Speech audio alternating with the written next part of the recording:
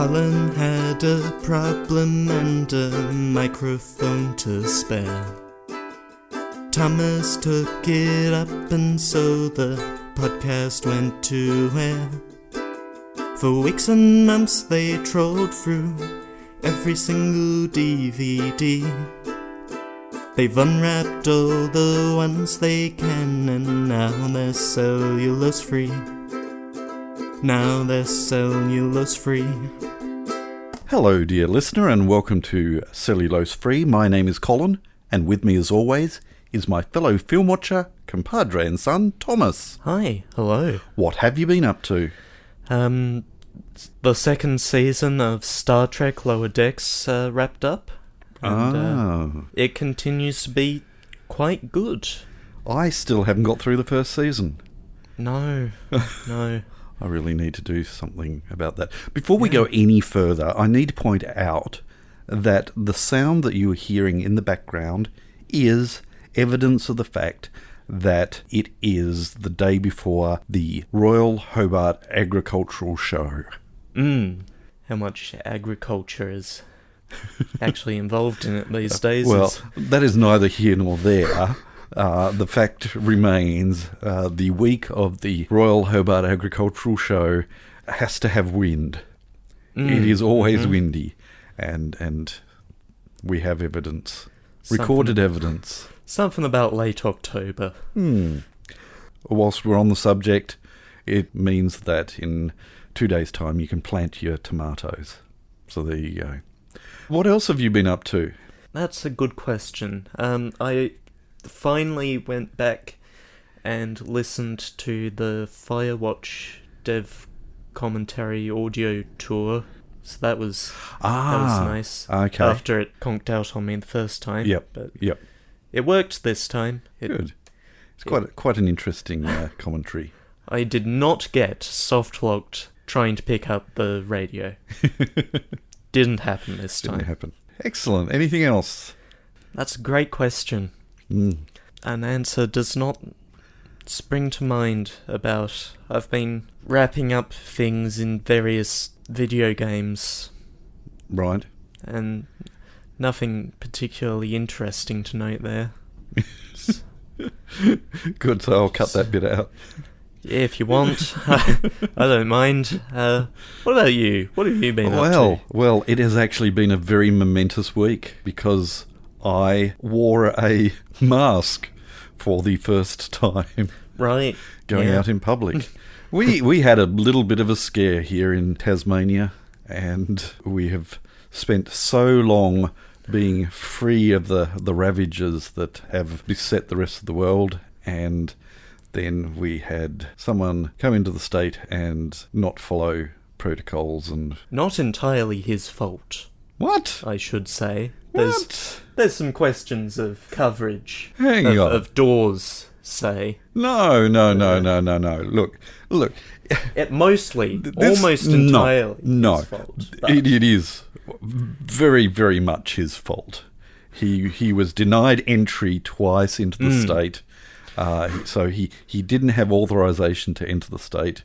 He came anyway, deliberately on the last flight into the state so that they couldn't send him immediately home, and then was taken to a facility where he was instructed to stay put because of all of this, and then within the hour is what is being suggested. Snuck out while a guard was not in place.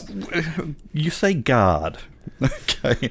This is not a prison, all right? No. They are meant to be responsible adults, so security does have a responsibility, but this person has made so many decisions that are completely and absolutely wrong. Again, almost entirely his fault. Yeah, and then went and visited lots of people, and it turns out that he was COVID positive, and so it has been a dramatic... we went into a 3-day lockdown, so businesses were closed due to this person's deliberate decisions. My weekend was normal. You stayed home. I did stay home during the 3-day lockdown, However, once the lockdown was lifted, a mask mandate was continued through until 6 o'clock Friday. And I had an appointment with a therapist. Mm-hmm. And I was offered the opportunity to reschedule, but I foolishly... I don't know. I don't know whether it was just so that I could tell my grandkids during the pandemic of 20... Oh, how... the 20th... sorry, the second decade of... Well, we can wind back its origins to, yes, to 2019 even. But yes, I wore a mask for one day. And this recording will be probably the only way that you remember this particular occurrence. That's right. Oh, my tummy's gurgling. So I did that, and also got to take a few more photos, and other than that, doing a bit of research concerning some ghost signs that I've taken photographs of, and that's about it. Right. Anyway, we have things to do. We do. We have films to watch. That's the conceit of the podcast. We have soundtracks to listen to. Yep. I'm making a big thing of this, aren't I? Yeah. Yeah. We are watching The Black Hole. Disney's belated jump at the Star Wars bandwagon. And the disaster movie bandwagon. Yes. And all sorts of bandwagons. Let's mix it all up and see what comes out. My history with this film stretches back, have to be over a decade at this point, I reckon surely. so. And that's where my history with it starts and finishes. The first time I watched it, I was quite young. You were. And I had a bedtime that meant that as soon as the film was finished, I was into bed with no further stimulus. That's right. With the result... it was a bit traumatic. Yeah, I don't think it was anything to do with the visual content of the film. No. Just the soundtrack. It's very repetitive. And it became a repetitive earworm. Yes. Yeah. Shouldn't be a problem this time. It shouldn't be. When we're done here, I've still got a few hours that I can put other stimulus into my head. That's right. But, like Baby Shark, do do do do do, Baby Shark, do do do do do, Baby and that Shark, was do, the do, do, do, the first Baby and Shark. the first and last time that I saw this film. My history, I saw it probably about the same age, but I saw it at the cinema with my uncle. A bit of a surprise. How would you like to come and watch this? And look, I may even have been in my pyjamas. I don't know, but yes, went to the cinema and watched this. And I believe it may even have been the first time that I went to what was back then a fairly new, big cinema. It was big. And it is still the biggest cinema in the state, I believe. But anyway, that's neither here nor there.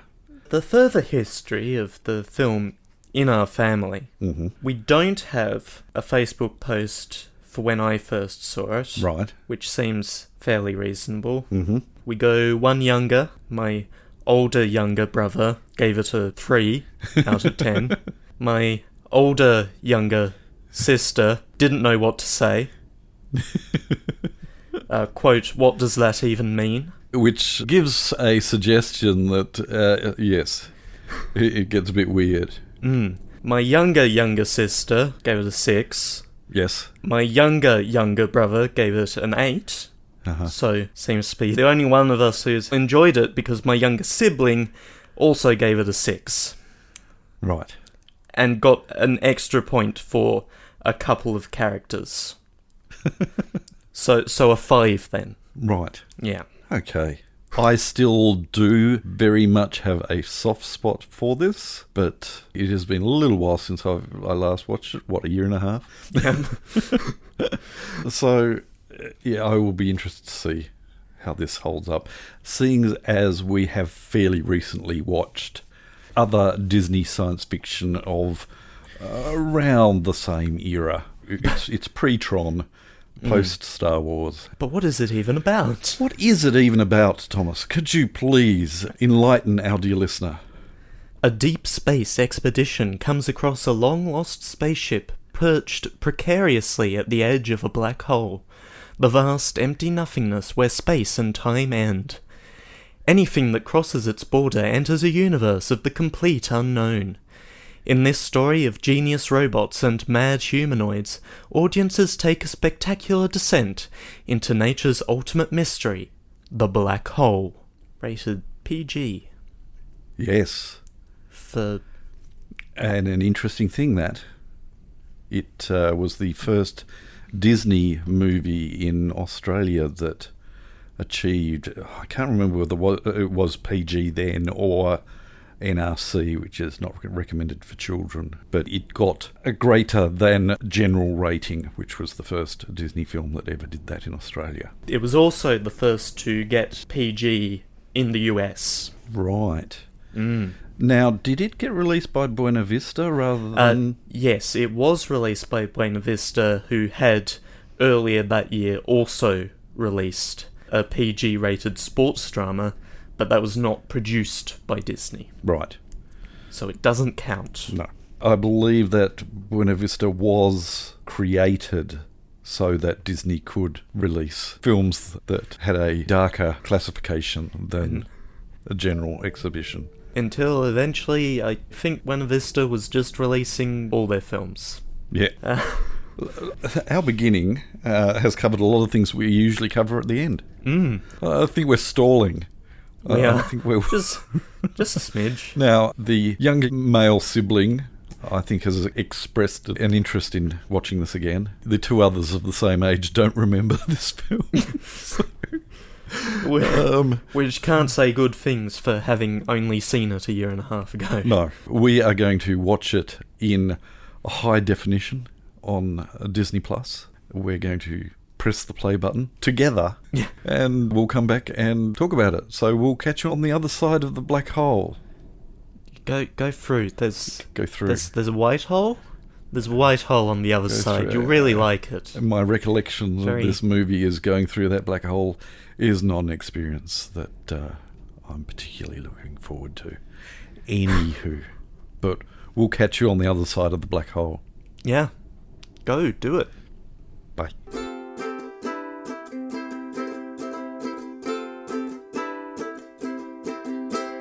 So what did you think? Well... Yeah. It's not very good. It's a really bad film. No. It's really bad. That should not have been a 90-minute film. I heard. That should have been a commercial hour. Oh dear. In some long-running anthology series. What I cannot understand is there were 4 writers. How on earth did any of that dialogue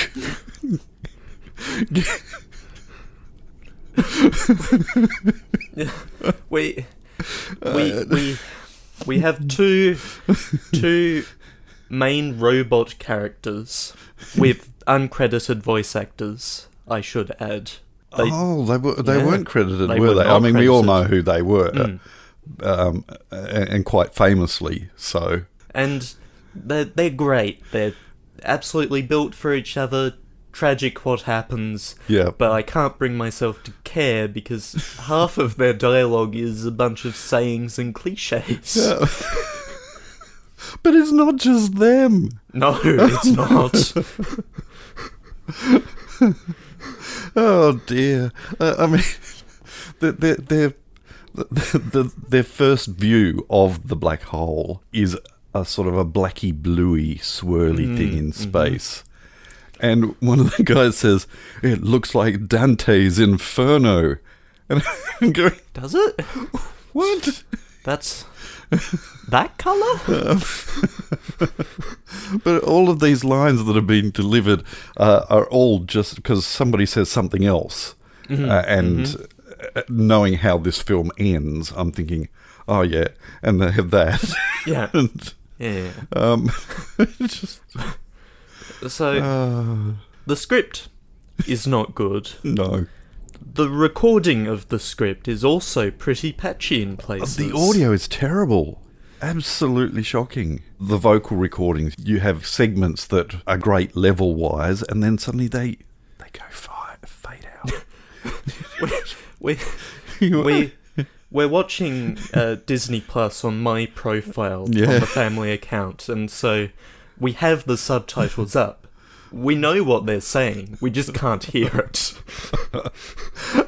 And it was interesting to see with the subtitles up that the person who typed the subtitles also knew how bad the script was, because there were places where he or she rewrote it. I'm not typing that. How can I at least tone that back a little bit? It's supposed to be closed captions. You're supposed to transcribe everything. Yeah. Sounds, voices. I can't blame you. And it's just so clunky. So the script is not good or recorded well. No. So that's the audio that's problematic. Mm-hmm.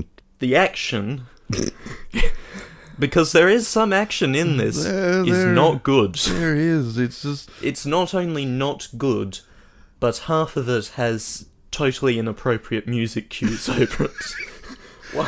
Why are we getting an adventure theme over a struggle?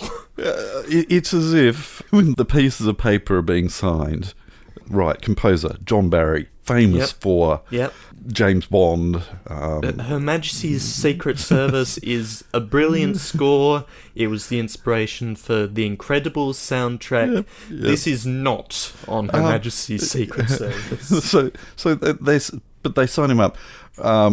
We can only afford 3 pieces from you, and we'll just use that where it sort of roughly fits.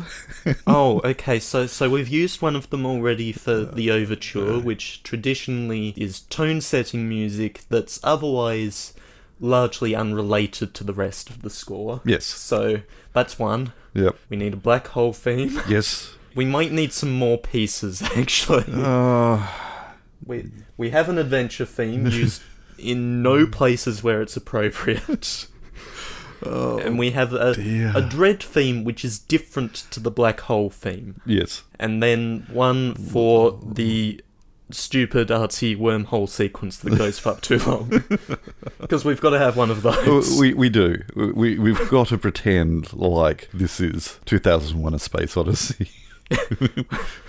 We've got to have the strange meeting God or the devil or the merging of man and machine. Now, the good news is quite a bit shorter than that.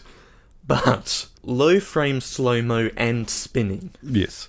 What were they thinking? And then nausea. Because we need nausea. No, we don't. We don't need nausea. Don't do that. And then a heaven and hell metaphor? I don't know. And then they end up in the middle of nowhere with no supplies. They're just gonna die. But they were heading off into the sun. Whatever. There's something in front of a bright star. Yes. It might be useful, it's probably not. No. We've looked at space, there's not a lot in it. Yes. I will defend a scene to my dying day, though. Right. The meteor that ploughs through the centre of the Cygnus and the silhouette of them running across the... I love that shot. Scientifically, it's ludicrous, but it is one of the few effects that looks impressive. Or it impresses me. And then within minutes you have another shot of a ship trying to escape from the Cygnus, and it must have been pulled up on its string too quickly, so they had to slow the film down. So it looks... But it has the same problem as the wormhole sequence, because they don't have enough frames to use. That's right. So it just... Oh, dear. I wrote down, in response to the big meteor, let's see Indiana Jones outrun that. Oh, yeah, exactly. Yes. Oh, it just reeks of Indiana Jones. The problem is that the rest of the debris storm, Deus Ex debris storm, is what I wrote down. Because it just sort of happens. Oh. As... So many things just happen. This is a coincidence. A coincidence has occurred, which I get if you're trying to do a disaster movie. Coincidences happen that are bad for everyone, but... And then the transport cart flips over in the tube, even though it's on a track that doesn't do that. Is it on a track, though? I think it was. I thought it was a maglev type of... Well, it can be both. Deal. It can be both. And if it is magnetically levitated, why is it flipping over? It then skids on the glass, the plastic glass tube, which is broken at the end. Oxygen. This whole issue with all of this oxygen escaping and floating off into space and being rescued by the floating robot, but still being able to breathe. Why is smoke billowing like that in space? Oh, look, it really does feel like none of them have watched any science fiction before. It's certainly not hard sci-fi. Oh, and the design of the Palomino, which is the little vessel that discovers the Cygnus, the big vessel.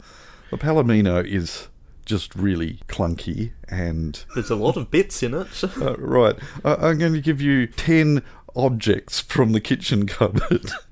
Make me a spaceship out of them. Can I take the sink too? Yes. Okay, Great. You can have the sink. Lovely. The rocket blasts look great on it. That's about it.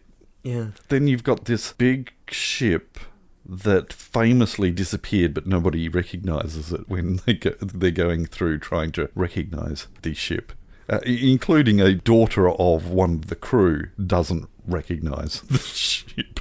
This ship that apparently cost the taxpayer huge amounts of money. Well, of course it did if it's got all of these fancy dining chairs and chandeliers and then huge expanses of empty space. This is a science vessel, not a flagship. This is a probe.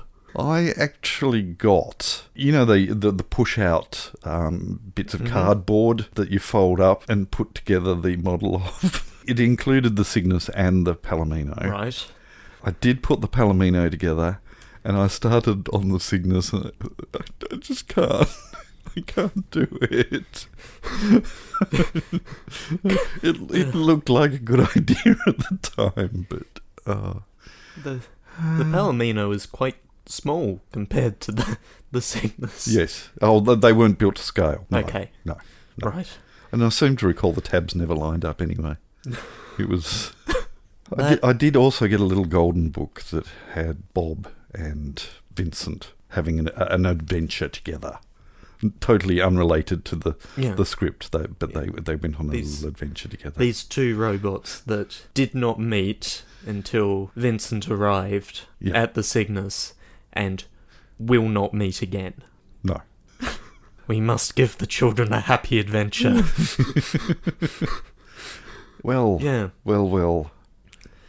Oh. Like I said, that should have been a commercial hour in some anthology television series. And it wasn't. It was 2 times as long as a commercial hour. Yeah. And yet it felt so much longer than an hour and a half.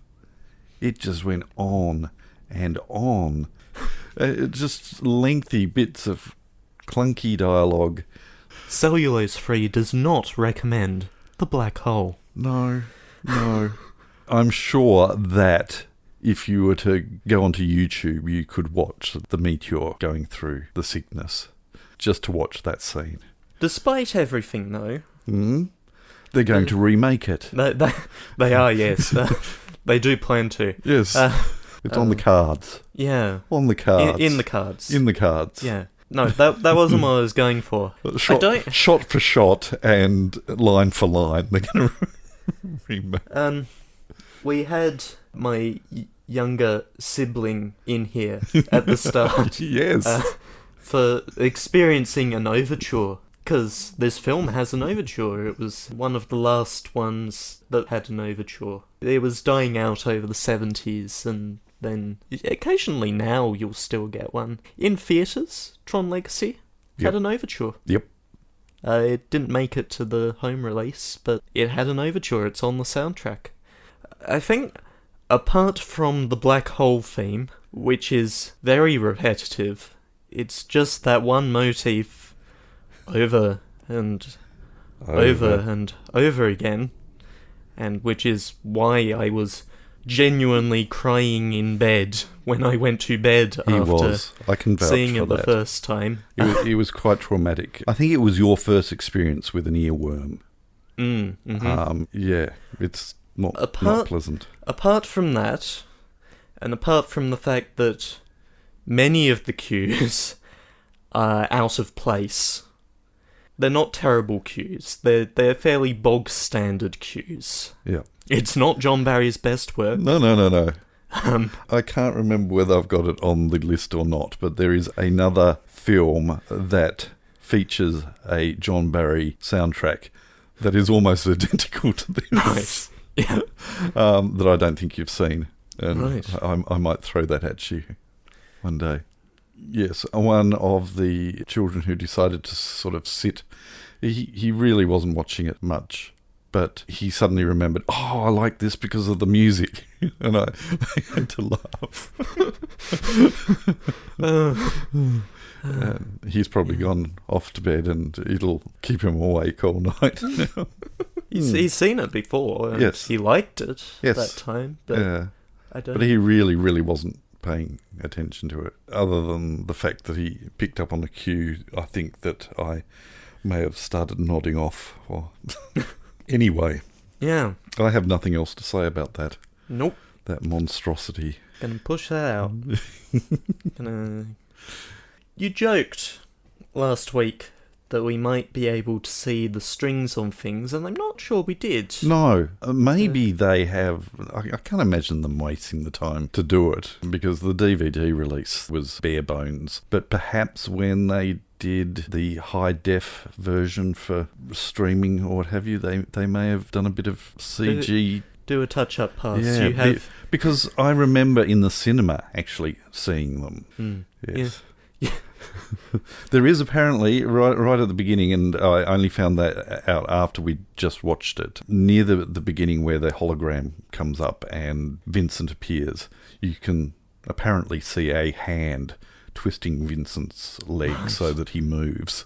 So there is a hand in shot. Okay, are we done now? Yes, we are. Let's move on.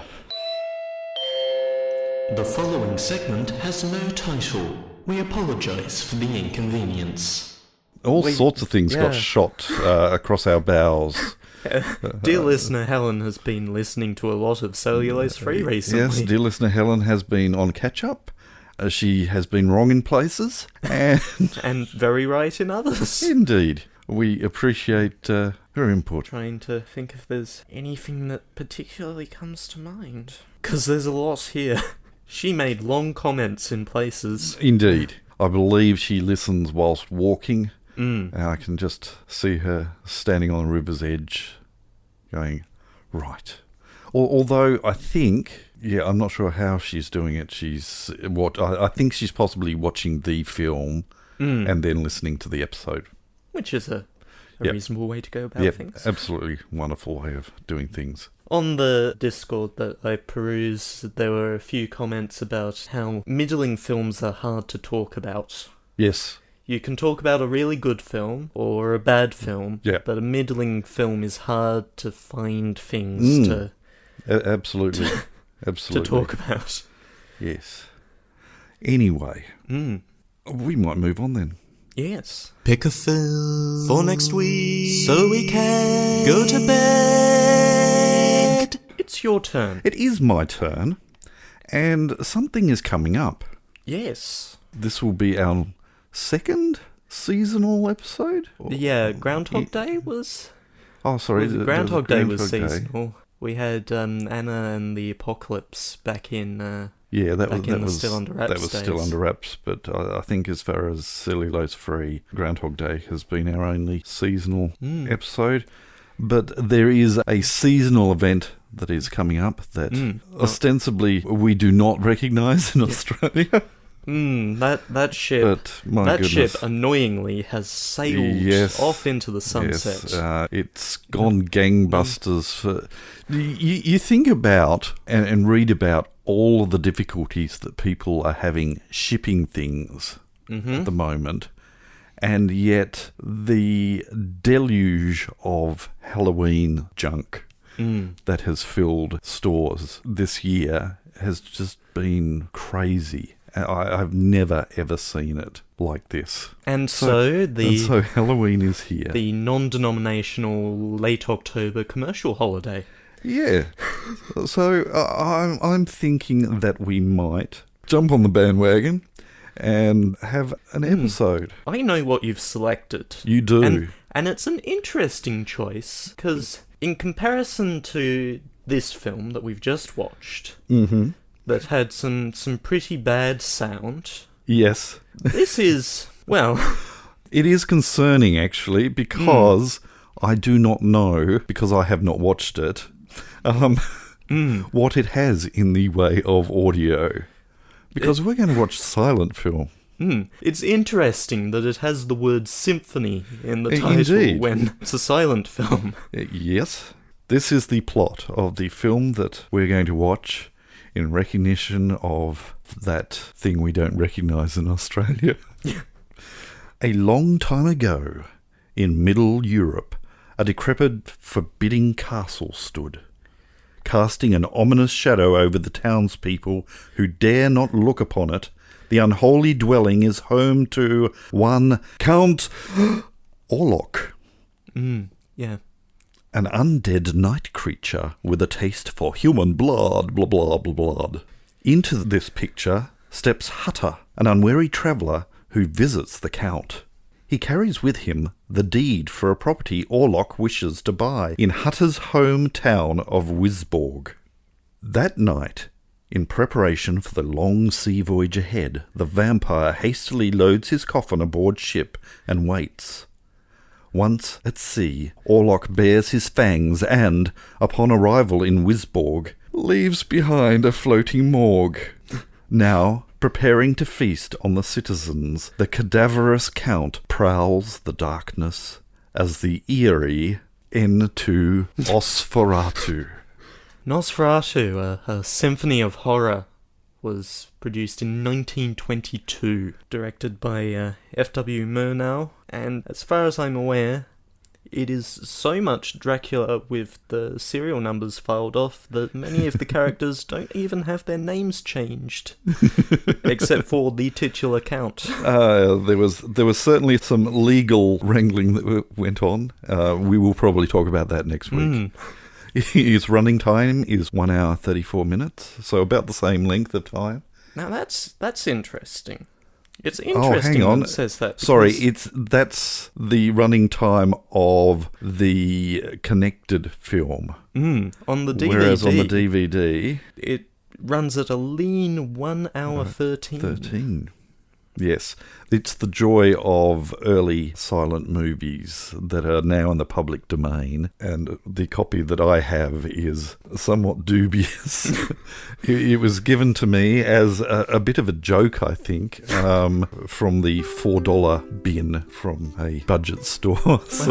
Well, next week the punchline's finally coming. Because, strictly speaking... This film belonged in our previous podcast. Indeed it did. I do not know how it missed the previous podcast. Perhaps I didn't think that it counted. It didn't count. Okay. Heavily based on Dracula, that's what we're going to watch. Nosferatu, a symphony of horror. And we are going to No, we're not. Blah, blah, blah, blah. That's next week. Yes. Hope you can make it for part 2 of our Cover Your Eyes special. But until then, we'll catch you next time. Bye. You have been listening to Cellulose Free. Your hosts were Colin, who produces and edits the show, and Thomas, who makes the artwork and music. Cellulose Free is recorded in the Deranged Cat Studios in scenic Tasmania, Australia.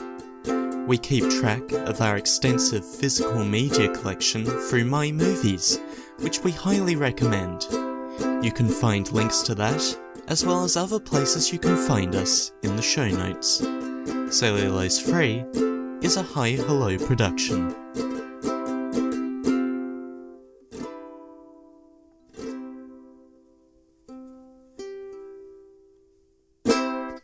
Hello and welcome to Cellulose Free. My name is Colin, and with me as always is my fellow film watcher. No, I've missed something. You missed the words "dear listener," I think. That's what I missed. Yeah. I felt, hang on, this is going too fast. Let's try that again. You know, as species go, it's